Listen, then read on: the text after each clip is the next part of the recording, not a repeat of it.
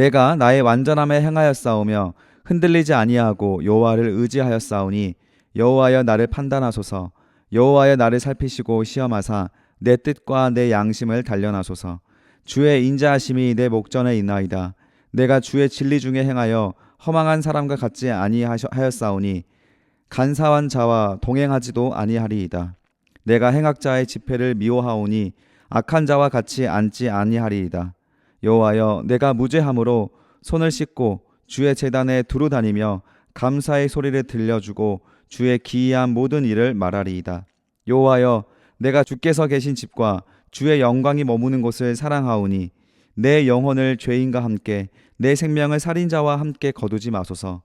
그들의 손에 사악함이 있고 그들의 오른손에 뇌물이 가득하오나 나는 나의 완전함에 행하려오니 나를 속량하시고 내게 은혜를 베푸소서. 내 발이 평탄한 데에 섰사오니 무리 가운데서 여호와를 성축하리이다. 아멘.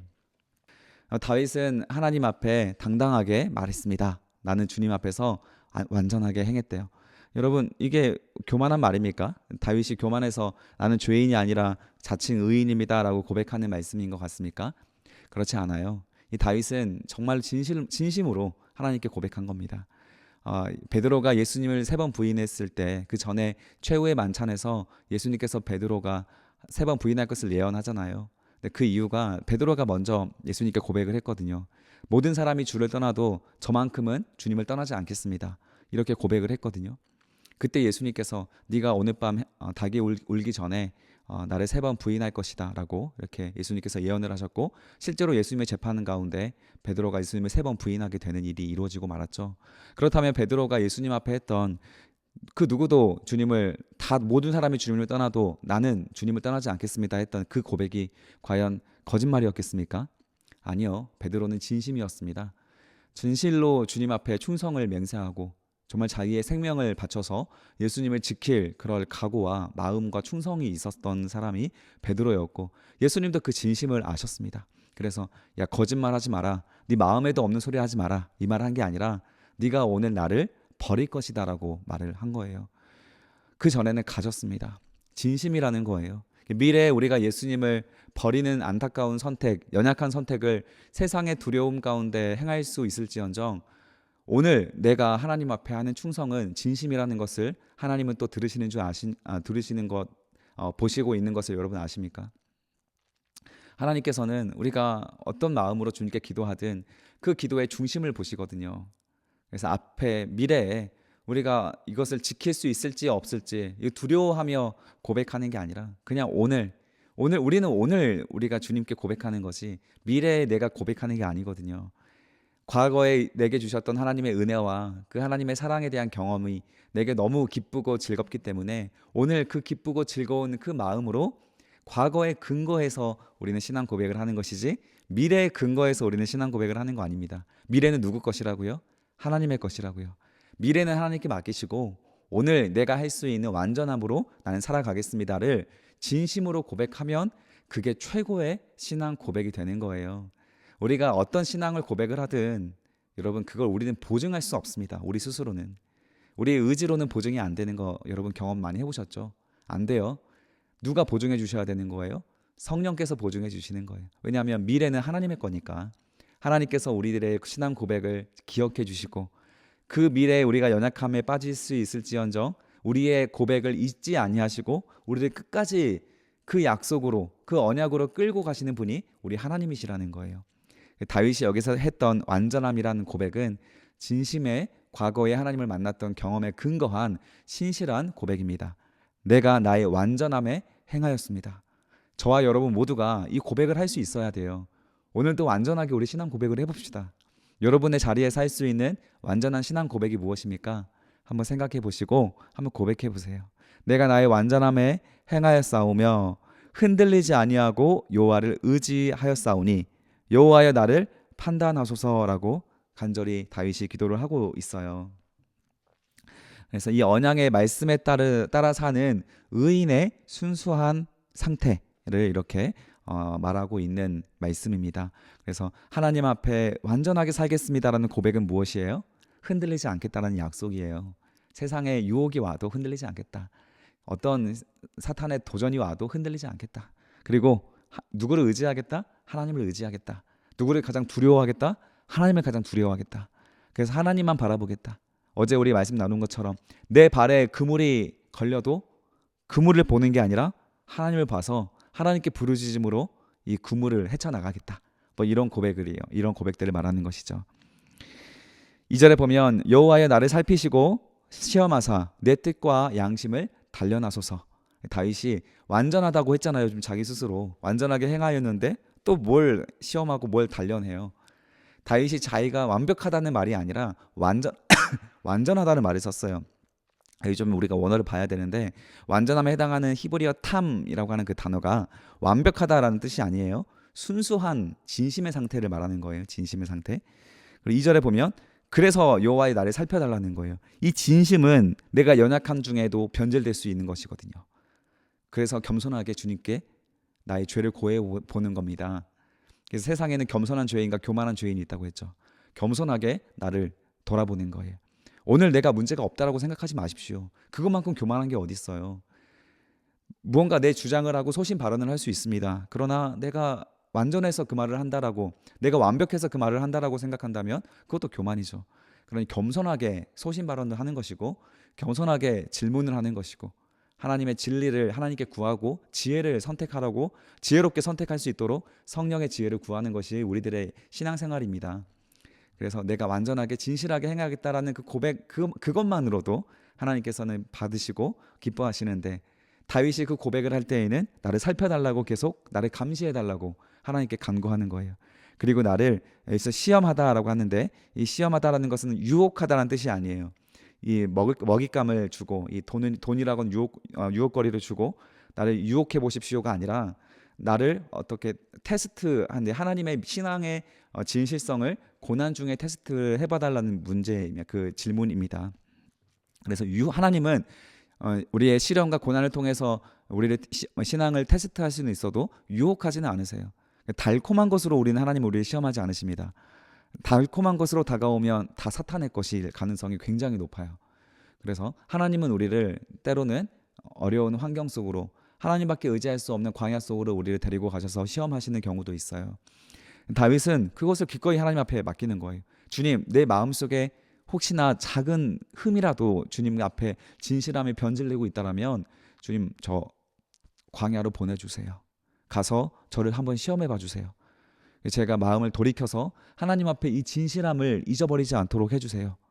다윗이 하나님 앞에 완전한 삶을 얼마나 갈망했으면 순수하게 그것을 얼마나 갈망했으면 이렇게까지 하나님께 기도할 수 있겠어요. 우리는 하나님 제 시련 주지 마세요. 고난 주지 마세요. 이제 이쯤 되면 제가 고난보다는 복을 받을 때가 되지 않았습니까? 이렇게 하나님께 따질 수는 있을지언정 하나님 내게 시련을 줘서라도 내 마음의 진실을 살펴달라고 어떻게 그 기도를 합니까? 그러나 정말로 하나님을 사랑하는 사람들은 내가 하나님의 음성이 들리지 않을 때 기도를 해도 이상하게 내 마음에 답답함이 있을 때 내 마음에 하나님이 가까이 느껴지지 않을 때 기꺼이 이런 기도도 하는 거예요. 하나님 제가 지금 교만해졌습니까? 주님 보시기에 제가 지금 냄새가 납니까? 사람 냄새가 납니까?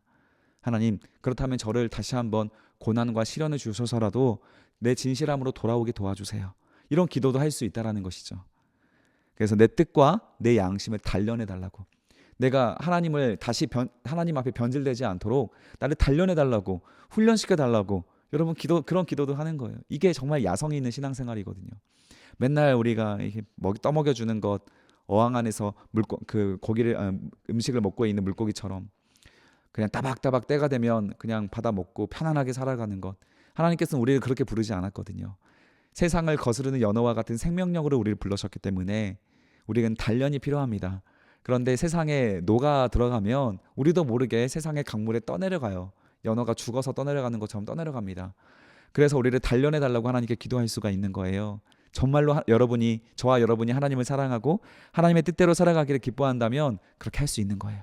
그래서 여러분 오늘 또 한번 호기롭게 이렇게 한번 기도 한번 해보십시오.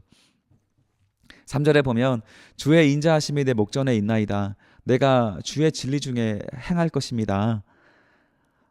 세번역으로 보면 나는 주님의 한결같은 사랑을 늘 바라보면서 주님을 따라서 살았습니다 라고 고백을 하고 있어요. 너무 아름다운 고백이죠. 여러분 이거는 세 번역으로 좀 기억을 하셔서 기도했으면 좋겠어요. 나는 한결같은 주님의 사랑을 바라보면서 살았대요. 우리의 사랑은 변질되지만 한결같은 것이 무엇입니까? 신실하신 하나님이잖아요. 변하지 않은 하나님. 우리를 향하여서 단 한 번도 우리를 실망시키지 않으시고 항상 있는 자리에서 우리를 기다려주시는 그런 나무와 같은 하나님. 따뜻한 인자한 눈으로서 우리를 바라보시고 우리가 기도할 힘이 없어 신음소리로 주님 앞에 엎드려 기도할 때에도 그 기도 소리도 놓치지 않으시고 담아가시는 하나님. 우리가 기도하기 전에 먼저 우리의 기도 제목을 아시고 눈물을 흘리며 주님 이름만 부르짖어도 그 마음을 다 헤아리셔서 우리를 지키시고 손잡아 주시는 분이 우리 하나님이시잖아요. 그 하나님의 한결같은 사랑을 다윗이 바라보겠다는 거예요. 바라보겠다는 것은 따라가겠다는 표현 아니겠습니까? 그래서 이게 이제 우리 개역 개정에는 주의 인자하심이 내 목전에 있습니다라고 고백을 하게 되는 포인트가 되는 거예요. 주의 사랑과 한결같은 인자하심이 내 앞에 있어서 내가 그것을 봤대요. 앞에 있으니까 보지 뒤에 있으면 잘 안 보이잖아요. 하나님은 우리 앞으로 오고 싶은 분이시거든요. 그래서 이스라엘 백성들이 행진할 때 보면 가장 앞에 누가 먼저 갑니까? 하나님의 언약궤가 먼저 가요. 구름 기둥이 먼저 가는 겁니다. 그리고 백성들은 그 뒤를 따라가는 거예요. 하나님을 보기 위해서. 한결같은 그 하나님을 바라보고 싶어서 다윗은 이렇게 하나님 앞에 기도를 했다라는 거예요. 그래서 내가 그 주님을 바라보면서 주님께서 내게 걸어가라고 먼저 걸어가신 그 진리, 복음의 길, 그 십자가의 길을 나도 따라가겠습니다라고 다윗이 고백을 하고 있는 겁니다. 4절 허망한 사람과 같이 앉지 아니하였사오니 간사한 자와 동행하지도 않겠습니다. 다윗은 시편 1편에 말한 것처럼 악인들의 자리에 앉지 아니하고 오만한 자들의 자리에 앉지 아니하고 그들의 계획을 따르지 않겠습니다라고 기도했잖아요. 그것처럼 항상 허망한 사람 그들의 길을 따라가지 않겠다라는, 허망하다는 것은 비어있다, 허탄하다라는 뜻이에요. 아무것도 남지 않는 헛된 것, 허탄한 것을, 망령된 것을 따라 그것을 부러워하며 살아가지 않겠습니다. 당장에 돈이 있으면 할 수 있는 것이 많잖아요. 돈으로 구입해서 이룰 수 있는 것도 굉장히 많습니다. 그럼에도 불구하고 그런 것을 부러워하지 않겠습니다. 내게 당장에 없어도 내게 먼저 걸어가시는 십자가의 그 길을 진리라고 믿으며 주님이 주시는 그 생명력 있는 그 길을, 영생에 있는 그 길을 나도 오늘 발을 떼서 주님과 함께 걷겠습니다라고 하는 거예요. 내가 걸어가는 길에 주님을 초대하지 마십시오. 하나님이 걸어가는 길에 따라가겠다라고 고백하십시오. 그러면 하나님이 우리와 함께 동행하시는 거예요. 그래서 오늘 또 허망한 사람처럼 살지 맙시다. 예수의 제자는 가벼운 존재가 아닙니다.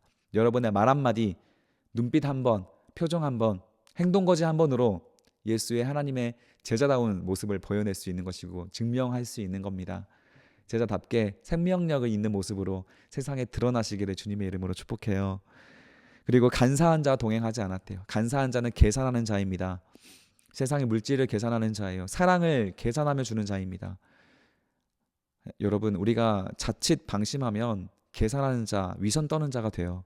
신앙인들이 얼마나 쉽게 위선자가 될 수 있는지 조심해야 됩니다. 조금만 방심해도 우리는 위선 떨 수 있다. 그래서 우리는 바라보시면서 교만하지 마시고 간사하지 마시고 그들의 길을 따라가지 않도록 깨어서 나를 살펴달라고, 내 심장을 쳐서 주님 복종시켜 달라고 주님 앞에 고백하는 간절한 신앙 고백이 있기를 축복해요. 5절에 보면 내가 행악자의 집회를 미워하오니 악한 자와 같이 앉지 아니하리다라고 하고 있습니다. 행악자의 집회를 악인들의 모임이란 뜻이에요. 그래서 악한 사람들이 모이는 자기 이기적인 모임들이에요. 우리가 교회도 행악자의 모임이 될 수 있습니다. 세상만 행악자의 모임이 아니라 세상도 선한 사람들의 모임이 있고 교회도 행악자의 모임이 있는 거예요. 그 결과는 무엇입니까? 진심이죠. 그 마음의 중심이요. 정말로 이웃을 사랑하고 이웃을 위해서 헌신하고 나라와 민족을 위해서 자기 몸을 불태우며 걸어가는 자들, 그런 사람들 우리가 무시하고 예수 안 믿는다고 무시하고 있지만 우리가 교회 안에서 위선 떨고 이기적으로 나만을 위한 하나님으로 신앙생활하고 계산하며 신앙생활하고 하고 있으면서 그 세상 밖에 있는 예수 안 믿는 사람들을 조롱할 것입니까? 그것만큼 위선이 없는 거예요. 하나님 앞에 냄새나는 예배가 없는 겁니다. 우리가 예배한다고 의인이 아닙니다. 선한 행실이 있어야 의인입니다. 다윗은 이것을 명확하게 했어요. 말만 하는 신앙이 아니었습니다. 내 완전함을 봐달라고, 내 진심을 봐달라고 하는 중심의 예배였어요. 살아있는 생명력 있는 예배였습니다. 그래서 하나님은 다윗을 사랑한 것이지, 그냥 위선 떠는 그 입 바른 소리로 인하여서 다윗을 사랑한 것이 아니다라는 것을 여러분 명심하셔서, 행악자의 집회가 오늘 나의 모임이 될 수 있다는 것을 기억하셔서 조심하시고, 오늘 또 의인의 길을 선택하시기를 바라요. 6절에 보면 여호와여 내가 무죄함으로 손을 씻고 주의 제단에 두루 다닐 것입니다. 내가 무죄하기 때문에 손을 씻겠대요. 무죄하면 씻을 필요가 없는데 왜 손을 씻겠습니까? 정말로 나는 의식하는 의도적인 죄가 없었다라는 것을 내가 고백했어도 무의식적인 죄가 있다라는 것을 인정하기 때문에 손을 씻는 거예요. 우리가 죄가 기억나지 않아도 회개해야 될 것은, 우리도 모르게 누군가에게 상처를 주고 피해를 줄 수 있습니다. 하나님의 향기를 드러내지 않고 이기적이고 나밖에 모르는 자기중심성으로 신앙할 수 있어요. 살아갈 수 있습니다. 그래서 우리는 몰라도 회개하는 거예요. 일단 눈 감으면 회개부터 하는 겁니다. 살아계신 하나님 아버지, 오늘도 내가 부족하게 살았습니다. 주님, 내가 오늘도 누군가에게 나도 모르게 마음을 짓밟고 상처 주고 살았습니다. 그렇게 여러분 기도하셔야 하는 거예요. 그래서 내가 지나온 자리마다 주님의 향기가 남기를, 냄새나지 않기를, 깨끗하기를, 좋은 소문이 나기를 여러분 기도하셔야 되는 거예요. 그렇지 않으면 자꾸 이상한 소문이 돕니다. 아니 땐 굴뚝에 연기 안 나는 것처럼. 저와 여러분 다 부족하지 않습니까? 의도한 바가 아니더라도 우리는 하나님 앞에 손을 씻어야 할 죄를 짓고 있을 수 있어요. 그래서 늘 회개하십시오. 저라고 안전하겠습니까? 저도 최근에 좀 안 좋은 소문들을 들었습니다. 마음이 너무 아팠는데 괜찮아요. 제가 또 그런 행동들을 뭔가 했기 때문에 그런 게 나온 거 아니겠습니까? 그냥 하나님 앞에 회개하고 다시 일어나면 되는 거예요. 우리는 주님 손을 붙잡고 일어나면 주님이 인정하시면 되는 거잖아요. 그래서 다윗은 크게 있었어요. 일일이 변호하지 않았습니다. 그냥 하나님 앞에 걸어갔어요. 십자가 지고 걸어가는 거예요. 뭐가 그렇게 억울합니까? 뭐가 그렇게 우리가 불평할 것이 많습니까? 하나님 바라보고 예수님이 불평할 것이 없어서 십자가 졌겠습니까? 십자가 지는 그 선택이 얼마나 억울하고 힘들 수 있습니까? 세상 사람으로부터 조롱받고 발가 벗겨져서 수치를 당해야 되는데 아무 죄가 없이 그랬잖아요. 그래도 그 길을 걷는 거예요. 그게 자기 십자가고 사명입니다. 오늘 또 그런 감동이 있는 여러분은, 저와 여러분의 하루가 되면 얼마나 좋겠습니까? 그거 소원하시며 기도해 보십시오. 7절에 보면 감사의 소리를 들려주고 주의 기이한 모든 일을 말하겠습니다. 내가 손을 씻고 깨끗한 마음으로 주님께 예배하되 하나님께 무엇을 올려드리겠대요? 불평이요? 원망이요? 내 생각이요? 아니요, 감사요, 감사. 하나님, 한 주간도 지켜주셔서 감사합니다. 오늘도 지켜주셔서 감사합니다. 오늘도 깨어서 말씀을 보게 해주셔서 감사합니다. 이제 연말이 되어 또 성탄이 왔는데 내게도 또 연말을 보내주셔서 이 연말 가운데 주님의 복음을, 예수의 나심을 전할 수 있도록 허락하셔서 감사합니다. 수많은 감사의 제목을 가지고 주님 앞에 아뢰 수 있는 거 아니겠어요? 주의 기이한 일, 주님의 놀라운 일이죠. 이성으로 이해할 수 없는 놀라운 열매를 몸소 보여내겠습니다라고 또 기도를 하는 거예요. 모든 경험한 일을 말하겠습니다. 말뿐만 아니라 행실로서도 주님의 놀라운 역사를 보여내고 증명할 수 있는 저의 오늘 하루와 이 인생이 되게 도와주세요 라고 여러분 기도할 수가 있는 거예요. 8절에 보면 여호와여 내가 주께 계신 집과 주의 영광이 머무는 곳을 사랑합니다. 여러분 무엇을 사랑하십니까? 어디를 사랑하십니까? 저는 청년부에게 자주 물어봐요. 여러분 주일날 오는 것이 설레이고 기다려지십니까? 빨리 주일이 왔으면 좋겠다고 생각하십니까? 그래서 토요일날 밤을 설치고 하나님 보고 싶어서, 함께하는 이 공동체 보고 싶어서, 사랑의 공동체로 빨리 나오고 싶어서 나오십니까? 아니면 귀찮아 죽겠네 하면서 나오십니까? 하나님은 그 마음의 중심을 보는데 다윗은 그 하나님의 영광에 머무는 자리를 너무 좋아했어요. 자신이 머무는 모든 것이 다 하나님께 함께하는 공간이지만 하나님께 예배할 수 있는 공간이 최고라는 거예요. 주님께 찬양할 수 있는 공간이 최고라는 거예요. 북한에서 지금 이불 뒤집어 쓰고 아궁이에서 몰래 예배드리고 있는 자들은 이렇게 자유한 예배의 자리를 얼마나 또 사모하겠지만은 그렇게 아궁에서라도 예배할 수 있는 것도 감사하고 기뻐한다라고 하잖아요.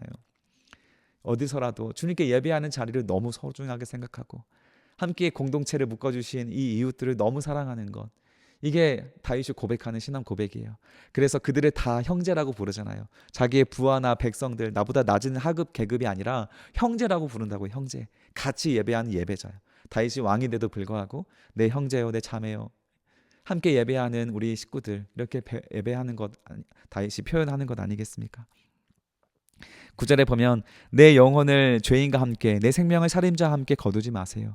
나도 모르게 부지중에 짓는 죄로 인하여서 하나님께서 세상을 심판하실 때 저도 함께 심판당하는 그런 어리석은 자 되지 않도록 깨어서 회개할 수 있게 저의 죄를 살펴주시고 하나님, 제가 주님 앞에 부끄럽지 않게 살 수 있게 도와주세요라고 하는 기도입니다. 예수님께서도 말씀하셨죠. 어느 제자가 주님, 우리가 분명히 알곡만 뿌렸는데 왜 가라지가 같이 납니까? 지금 가라지를 다 뽑아버릴까요? 라고 하니까 예수님께서 뭐라고 하세요? 놔둬라. 가라지를 뽑다가 알곡까지 뽑을까 걱정이다. 마지막 때 되면 가라지든 알곡이든 다 구분될 것이다. 그래서 알곡은 속이 가득 차서 고개를 겸손하게 숙일 것이고 가라지는 속이 비어서 고개를 빳빳이 들고 있을 것이니 그 빳빳이 들고 있는 교만한 가라지들을 다 걷어가기 쉽다라는 것이죠. 알곡들은 머리를 숙여 주님 앞에 엎드려 주 예수여 소시옵소서. 제가 주님 앞에 겸손히 오늘 하루를 눈물로 씨앗을 뿌리며 살아가겠습니다. 겸손히 고개를 푹 숙이고 주님의 인자와 사랑을 바라며 살아가고 있는 자들, 그런 자들을 하나 예수님께서도 기다리시고 그래서 심판대를 자꾸 계속 연기하고 있는 것 아니겠어요? 10절에 보면 그들의 손에 사악함이 있고 그들의 오른손에 내문이 가득합니다. 가라지들의 특징이죠. 그들의 손에는 항상 사악함, 악함이 있어요. 그래서 여기 사악함이라는 표현은 책략을 의미합니다. 간사한 생각이에요. 계산이에요. 계산.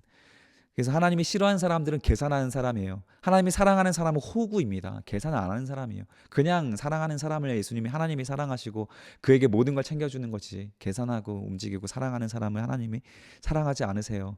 그런 사람이 바로 성경에 말하는 사악한 자입니다. 위선자. 그리고 그들의 오른손에 뇌물이 있대요. 내가 뭔가 보상을 받을 수 있는 사람에게만 사랑을 하는 거예요. 나를 사랑해 주는 사람에게만 사랑을 하는 거예요. 왜냐하면 그는 사랑으로 내게 보답할 것이니까. 내가 무엇을 사랑을 흘려보내도 알아주지도 못하고 알지도 못하고 원수로서 반응할 사람들, 내가 아무리 헌신하고 사랑해도 아무런 것도 아무런 열매로 내게 보상을 해주지 않을 사람들 앞에는 나도 사랑을 흘려보내지 않으려고 하는 자들, 기브 앤 테이크의 원칙을 가지고 신앙생활을 하려고 하는 자들, 이 사람들이 바로 이 오른손에 뇌물이 가득한 자예요. 여러분, 하나님이 싫어하는 사람입니다. 11절 그러나 나는, 다윗은 어떻게 한대요? 나는, 그러나가 앞에 숨겨져 있어요. 그러나 나는 완전함에 행하겠습니다. 그러니 나를 속량하시고 내게 은혜를 베풀어 주세요. 별표해 주시고 오늘 100번 이거 가지고 기도하십시오. 주님, 저는 세상에 있는 사람처럼 간사하고 그 악한 생각과 책략을 가지고 계산하는 사랑하지 않겠습니다. 완전함에 주님이 내게 주신 그 무한한 사랑을 흘려보내며 사랑하겠습니다. 그 완전함에 내가 행하겠으니 오늘 저를 또 불쌍히 여겨주시고 나를 불쌍히 여겨주셔서 내 죄를 용서해 주시고 속량해 주시고 내게 하나님 나라의 은혜를 또 허락해 주세요. 이렇게 다윗은 고백하고 있는 거예요. 12절에 내 발이 평탄한 데에 섰사오니 무리 가운데에서 여호와를 송축하리이다. 다윗은 또 고백합니다. 내 발이 어디든 하나님 앞에 서 있으면 평탄한 곳이라고 고백을 하는 거예요. 하나님이 응답하시니 나는 항상 평탄한 곳에 있을 것입니다. 그러나 다윗의 인생에는 절벽이 많았어요. 그러나 다윗의 고백은 그곳도 평탄한 곳이었습니다. 왜요? 주님 품에 있고 하나님 앞에 완전하게 살려고 하는 진심이 있으니까요. 어느 사망의 음침한 골짜기를 다닐지라도 해를 입지 아니할 것은 아버지가 하나님이 나를 인도하시고 나의 주권자가 되시기 때문입니다. 다윗은 고백하는 신앙 고백이잖아요. 그리고 무리 가운데서 모든 예배하는 모임을 말하는 거예요. 무리라는 것은 형제들 모임 가운데서 여호와를 함께 송축 찬양하겠습니다. 우리가 돌아오는 주일에 동두천 미자리 교회 가서 우리가 같이 또 예배합니다. 그곳에 가서 찬양합니다. 여러분 함께 하십시오. 기도하시고 함께 동참하십시오. 그래서 함께 찬양합시다. 그 동두천 땅에 찬양의 씨앗이 뿌려져서 아름다운 열매가 맺힐 수 있도록 찬양하는 거예요. 그러나 이 찬양을 누구와 함께 합니까?